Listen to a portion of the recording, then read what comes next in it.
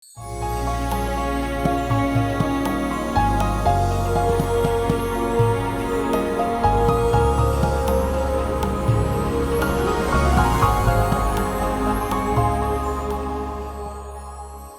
علیکم ورحمۃ اللہ۔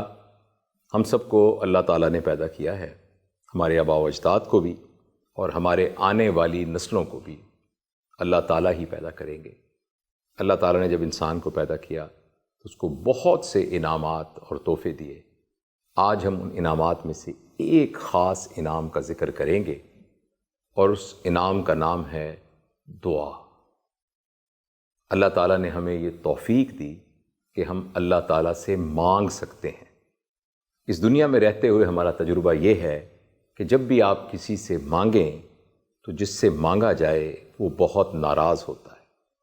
کسی کا دل نہیں کرتا کہ کوئی اس سے مانگے، کیونکہ ہر شخص کے دل میں ایک لالچ ہے، ایک طمع ہے، وہ اپنی چیزوں کو اپنے پاس رکھنا چاہتا ہے، اور مانگنے والے سے ہمیشہ وہ پریشان ہوتا ہے اور اس کا جی چاہتا ہے کہ اس سے کچھ نہ مانگے۔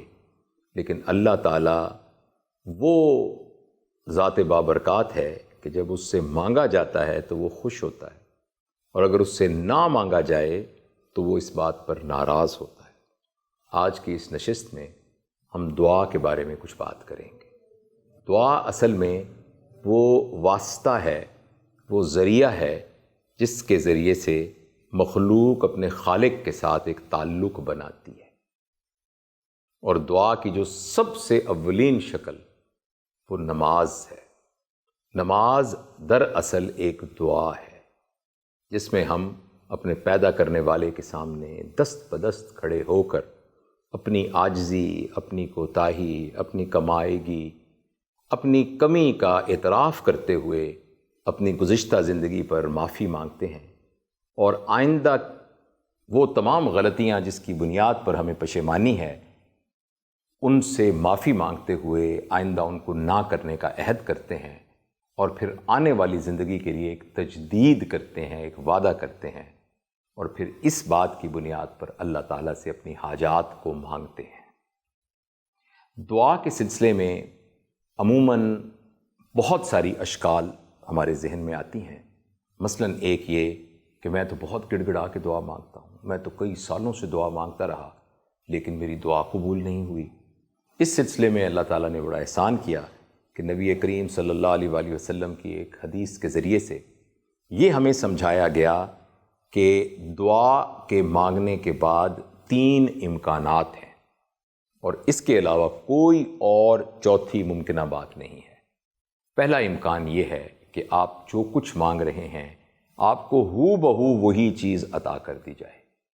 آپ نے کہا اے اللہ مجھے صحت کاملہ دے، اور آپ ٹھیک ہو گئے۔ ایک تو اس بات کا امکان ہے۔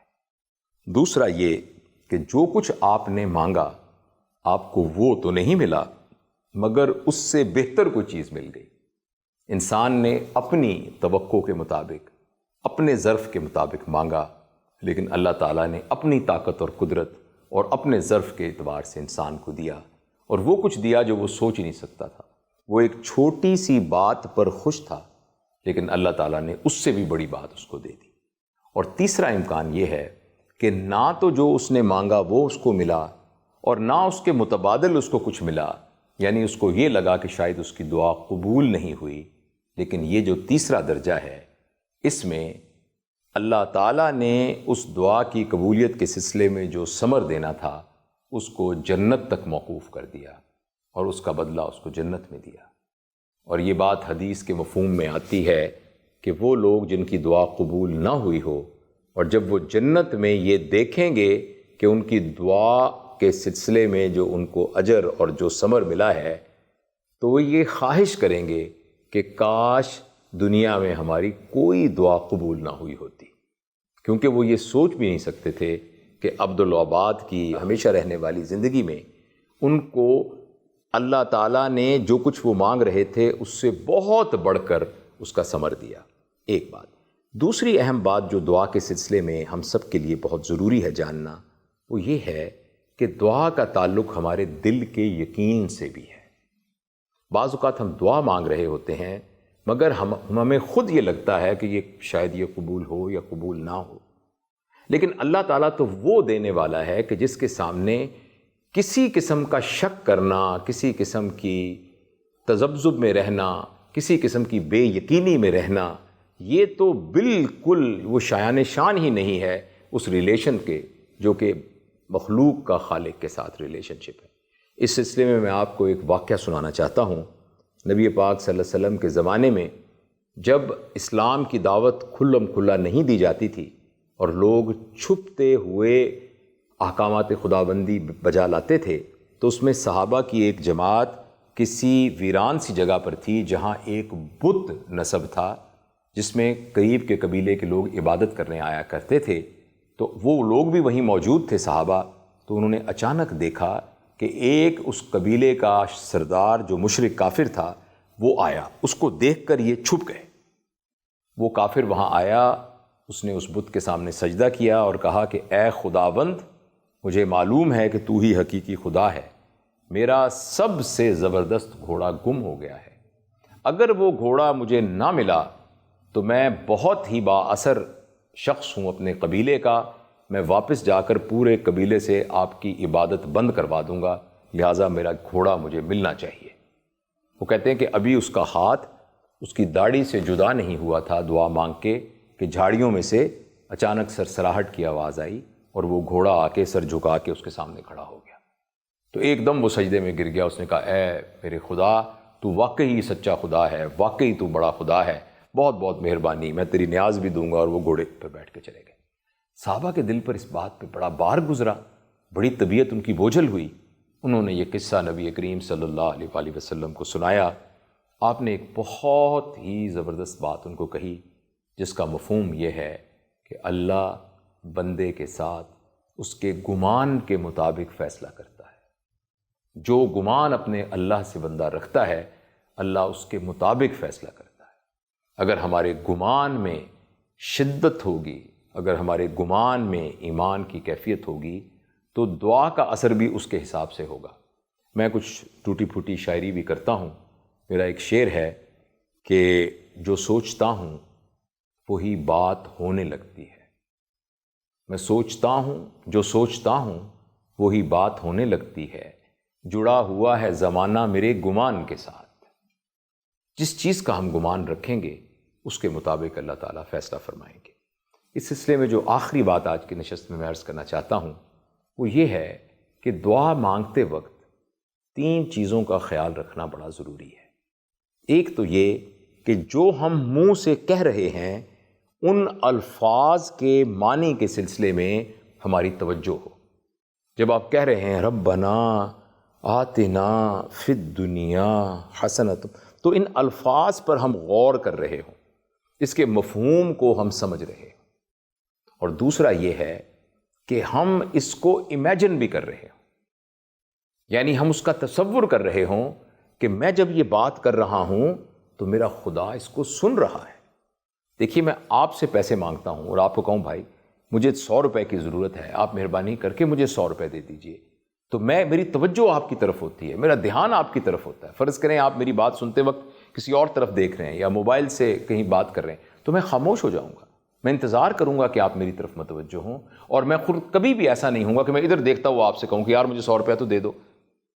تو دعا مانگتے وقت بھی اہم بات یہ ہے کہ ہم متوجہ، اس کے الفاظ پر ہم غور کر رہے ہوں، اس الفاظ کے مفہوم پر ہم غور کر رہے ہوں۔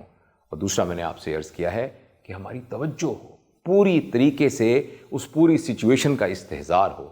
اور تیسری بات یہ ہے کہ اس کیفیت کو ہم دل میں محسوس بھی کریں۔ اگر یہ 3 شرائط پوری ہو جائیں، اللہ سے مانگنا تو بہت بڑی بات ہے، آپ اپنے جیسے کسی انسان سے مانگتے وقت بھی اگر یہ 3 چیزوں کا خیال رکھیں تو اس بندے کا دل پسیج جاتا ہے کہ وہ آپ کو وہ چیز دے دیتا ہے جو آپ اس سے مانگتے ہیں۔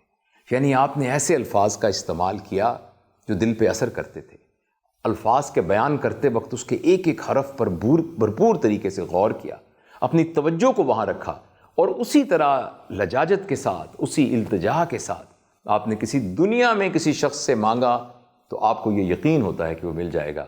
مگر یہی کیفیت جب پیدا کرنے والے خدا کے سامنے ہوتی ہے تو پھر یہ وہ خدا، وہ اللہ جو 70 ماؤں سے زیادہ ہم سے محبت کرتا ہے اور پیار کرتا ہے، کبھی ایسا ہو سکتا ہے کہ وہ ہماری اس دعا کو رد کر دے؟